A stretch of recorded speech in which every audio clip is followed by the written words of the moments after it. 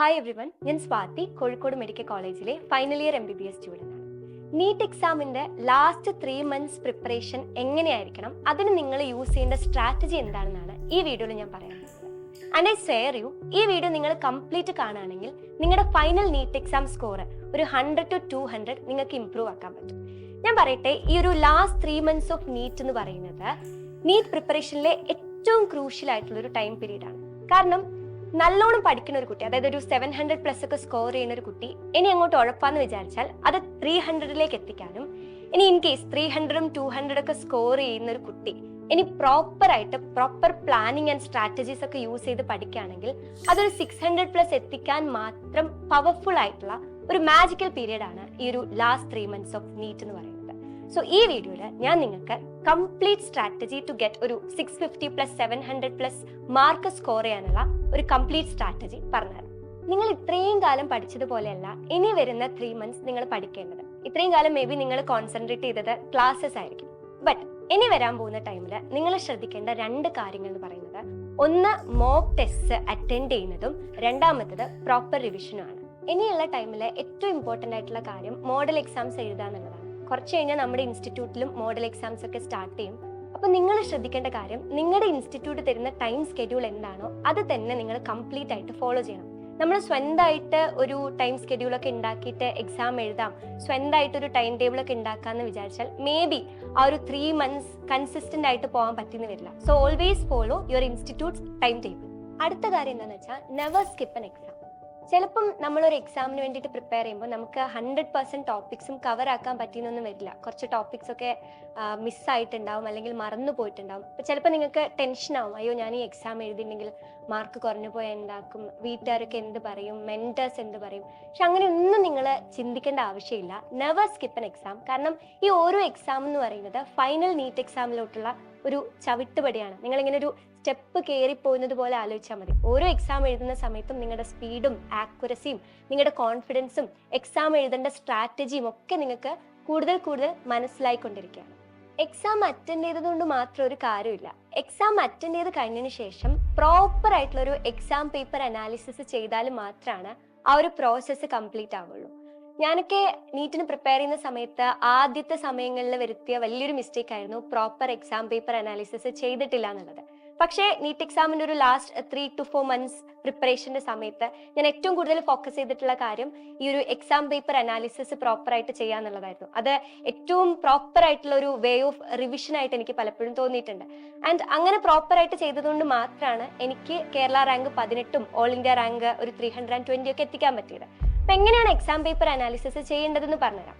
Once you complete the exam, നിങ്ങൾ കുറച്ച് നേരം ഒന്ന് റെസ്റ്റ് ഒക്കെ എടുത്ത് മൈൻഡൊക്കെ ഒന്ന് ഓക്കെ ആക്കിയിട്ട് വീണ്ടും പഠിക്കാൻ വേണ്ടിയിട്ടിരിക്കാം. അപ്പോൾ നിങ്ങൾ എക്സാമിന് തെറ്റിച്ചിട്ടുള്ള ക്വസ്റ്റ്യൻസ് ഉണ്ടാവല്ലോ, ആ ക്വസ്റ്റ്യൻസ് ഒക്കെ നിങ്ങൾ മസ്റ്റായിട്ടും വീണ്ടും നിങ്ങൾ അതിൻ്റെ ആൻസർ കീ ഒക്കെ നോക്കിയിട്ടും, അല്ലെങ്കിൽ ആ ക്വസ്റ്റ്യൻ NCERTയിൽ എവിടെ നിന്നാണോ വന്നത് ആ ഒരു ഭാഗം റീവിസിറ്റ് ചെയ്തിട്ടൊക്കെ പഠിക്കാം. ഇനി എക്സാമിന് തെറ്റിച്ച ക്വസ്റ്റ്യൻസ് മാത്രമല്ല, എക്സാം എഴുതുന്ന സമയത്ത് നിങ്ങൾക്ക് എന്തെങ്കിലും കൺഫ്യൂഷനൊക്കെ തോന്നിയിട്ടുള്ള ഏതെങ്കിലും ക്വസ്റ്റ്യൻ ഉണ്ടാവില്ലേ, അതൊക്കെ നിങ്ങളൊന്ന് എക്സാം എഴുതുന്ന സമയത്ത് ബബിൾ ചെയ്ത് വെച്ചാൽ നല്ലതായിരിക്കും. ആൻഡ് അങ്ങനെ കൺഫ്യൂഷൻ തോന്നിയ ഭാഗങ്ങളും once you complete the exam paper അനാലിസിസിൽ നിങ്ങൾ വീണ്ടും റീവിസിറ്റ് ചെയ്യണം. ഇനി മോഡൽ എക്സാമിൻ്റെ സമയത്ത് എങ്ങനെയാണ് ഓരോ സബ്ജക്റ്റും പഠിക്കേണ്ടത്, എങ്ങനെയാണ് അപ്രോച്ച് ചെയ്യേണ്ടതെന്ന് നിങ്ങൾക്ക് മേ ബി ഡൗട്ട്സ് ഉണ്ടാവില്ലേ. മെയിൻ തിങ് എന്ന് പറയുന്നത്, നമ്മൾ എന്നും എക്സാം എഴുതുന്നുണ്ട്, എക്സാം പേപ്പർ അനാലിസിസ് ചെയ്യുന്നുണ്ട്, അതുകൊണ്ട് നമുക്ക് സബ്ജക്റ്റ് പഠിക്കാൻ ഉള്ള ടൈം ആക്ച്വലി കുറവായിരിക്കും. സത്യം പറയുകയാണെങ്കിൽ നമുക്കങ്ങനെ ഡെപ്തിലൊന്നും പഠിക്കാൻ പറ്റിയെന്ന് വരില്ല. മെയിനായിട്ട് നമ്മൾ ചെയ്തുകൊണ്ടിരിക്കുന്നത് റിവിഷനാണ്. ഇനി എങ്ങനെയാണ് ഫിസിക്സും കെമിസ്ട്രിയും ബയോളജിയും പഠിക്കേണ്ടതെന്ന് പറഞ്ഞുതരാം. ആദ്യം നമുക്ക് ഫിസിക്സിൽ തുടങ്ങാം. കാരണം ഫിസിക്സ് ആണല്ലോ പലർക്കും ഭയങ്കര ഒരു വില്ലനായിട്ട് തോന്നുന്ന ഒരു സബ്ജക്റ്റ്. ഫിസിക്സിന്റെ കേസിൽ ഞാൻ പറയുകയാണെങ്കിൽ ഇനിയുള്ള ടൈമിൽ നിങ്ങൾ NCERT വായിക്കണ്ട. ആക്ച്വലി ഞാൻ നീറ്റിന് പ്രിപ്പയർ ചെയ്യുന്ന സമയത്ത്, റിപ്പീറ്റ് ചെയ്യുന്ന സമയത്ത് NCERT ആകെ വായിച്ചിട്ടുള്ളത് ഫിസിക്സിൽ ആറ്റംസ് ആൻഡ് ന്യൂക്ലിയൈ, പിന്നെ semi conductors, dual nature of atom, ഇങ്ങനെ പറയുന്ന കുറച്ച് തിയറിറ്റിക്കൽ കാര്യങ്ങൾ വരുന്ന ചാപ്റ്റേഴ്സിൽ മാത്രമാണ് NCERT വായിച്ചിട്ടുള്ളത്. അതർവൈസ് ഏറ്റവും കൂടുതൽ ഫോക്കസ് ചെയ്തിട്ടുള്ളത് ക്വസ്റ്റ്യൻസ് പ്രാക്ടീസ് ചെയ്യുക എന്നുള്ളതായിരുന്നു. അപ്പം നിങ്ങൾ ഇനി ഫിസിക്സ് പഠിക്കുന്ന സമയത്ത് ആദ്യം നിങ്ങളുടെ ഇക്വേഷൻ ബുക്കോ, അല്ലെങ്കിൽ ഇൻ കേസ് നിങ്ങളൊരു ഷോർട്ട് നോട്ടൊക്കെ ഉണ്ടാക്കിയിട്ടുണ്ടെങ്കിൽ അതൊന്ന് എടുത്തു നോക്കുക. ആൻഡ് ഒരു ഹാഫ് ആൻ അവർ അല്ലെങ്കിൽ ഒരു 20 minutes ഈ ഇക്വേഷൻ ബുക്കും അല്ലെങ്കിൽ ഷോർട്ട് നോട്ട്സ് ഒക്കെ ഒന്ന് വേഗം മറിച്ചിട്ട് നോക്കുക. ആൻഡ് ആ ഒരു ചാപ്റ്ററിനെ കുറിച്ചുള്ള ഒരു കോൺസെപ്റ്റ് നിങ്ങൾ ബിൽഡ് ചെയ്യാം. അടുത്തത് നിങ്ങൾ ചെയ്യേണ്ട കാര്യം ഒരു ഗൈഡോ അല്ലെങ്കിൽ PYQ ക്വസ്റ്റ്യൻ പേപ്പേഴ്സ് ഒക്കെ ഉള്ള ഒരു എന്തെങ്കിലും ഗൈഡോ ബുക്കോ അല്ലെങ്കിൽ നിങ്ങളുടെ ഇൻസ്റ്റിറ്റ്യൂട്ടിന്റെ സ്റ്റഡി മെറ്റീരിയലോ എന്തെങ്കിലും എടുക്കുക. ഇത് ഓൾമോസ്റ്റ് ഒരു 100 to 150 ക്വസ്റ്റ്യൻസ് ഒരു ചാപ്റ്ററിൽ, ഫിസിക്സിൽ ഒരു ചാപ്റ്ററിൽ നിങ്ങൾ ഈ ടൈമിൽ ചെയ്തിരിക്കണം. ഞാൻ പ്രിഫർ ചെയ്യുക PYQs ചെയ്യുന്നതായിരിക്കും നല്ലതെന്നാണ്. ഇൻ കേസ് നിങ്ങൾ ഓൾറെഡി PYQs ഒക്കെ ചെയ്തിട്ടുണ്ടെങ്കിൽ നിങ്ങളുടെ കോച്ചിങ് ഇൻസ്റ്റിറ്റ്യൂട്ടിന്റെ സ്റ്റഡി മെറ്റീരിയൽ ഓർ എന്തെങ്കിലും ഒരു ഗൈഡ് ഒക്കെ യൂസ് ചെയ്യാം. പക്ഷേ നിങ്ങൾ എന്താണോ യൂസ് ചെയ്യുന്നത് ആ ഒരു ഗൈഡിലുള്ള ക്വസ്റ്റ്യൻസ് കംപ്ലീറ്റ് അറ്റൻഡ് ചെയ്യാൻ നോക്കണം. അല്ലാണ്ട് ഒരു ഗൈഡിന് ആകെ ഒരു 20-30 ക്വസ്റ്റ്യൻസ്, ഇനി PYQs ഒരു 30 ക്വസ്റ്റ്യൻസ്, ഇനി സ്റ്റഡി മെറ്റീരിയലിന് വേറെ ക്വസ്റ്റ്യൻസ്, അങ്ങനെ ചെയ്യുകയാണെങ്കിൽ ആ ചാപ്റ്ററിന് ചോദിക്കാൻ പോകുന്ന എല്ലാ ടൈപ്പ് ക്വസ്റ്റ്യൻസും മേ ബി നിങ്ങൾക്ക് കവർ ചെയ്യാൻ പറ്റിയെന്ന് വരില്ല.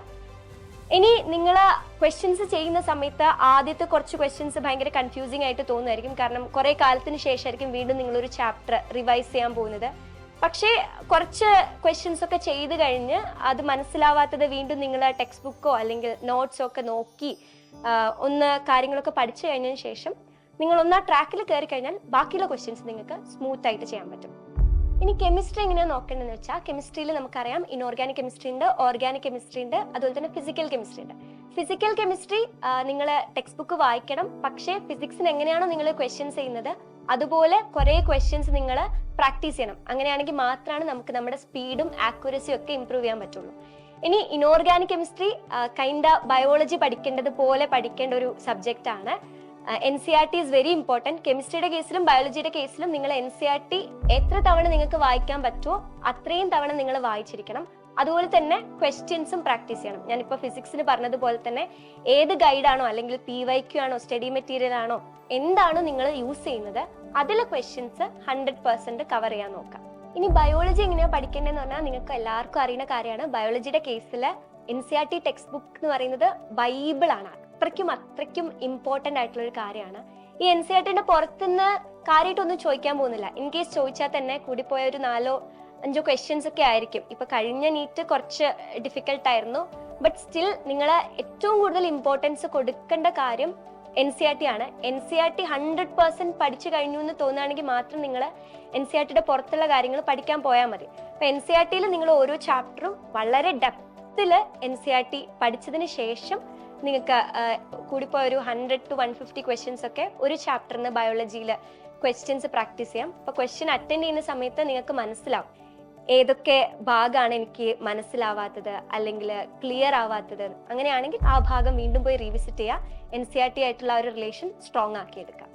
മോഡൽ എക്സാംസ് സ്റ്റാർട്ട് ചെയ്യുന്ന സമയത്ത് ആദ്യം നിങ്ങൾക്ക് യൂണിറ്റ് വൈസ് എക്സാംസ് ആയിരിക്കും. കുറച്ച് കഴിഞ്ഞാൽ നിങ്ങൾക്ക് ഫുൾ ടോപ്പിക് മോഡൽ എക്സാംസ് ആയിരിക്കും. അപ്പോൾ യൂണിറ്റ് വൈസ് എക്സാംസിൽ ഒരു 3 to 4 days ഗ്യാപ്പിൽ മേ ബി ഒരു 12 to 15 ചാപ്റ്റേഴ്സ് ഒക്കെ നിങ്ങൾ പഠിച്ചു തീർക്കേണ്ടി വരും. പക്ഷെ നിങ്ങൾക്ക് അറിയാം ആ ദിവസത്തിൽ ഇത്ര ചാപ്റ്റേഴ്സ് ആണ്, ഇന്ന ചാപ്റ്റേഴ്സ് ആണ് പഠിക്കേണ്ടത് നിങ്ങൾക്കറിയാം. പക്ഷേ ഈ ഫുൾ ടോപ്പിക് മോഡൽ എക്സാംസ് തുടങ്ങുന്ന സമയത്ത് പലപ്പോഴും പല നീറ്റ് ആസ്പിറൻസും കൺഫ്യൂസ്ഡ് ആയിരിക്കും എങ്ങനെയാണ് പഠിക്കേണ്ടത് എന്നുള്ള കാര്യത്തിൽ. അപ്പം ഞാൻ നിങ്ങൾക്ക് പറഞ്ഞുതരാം.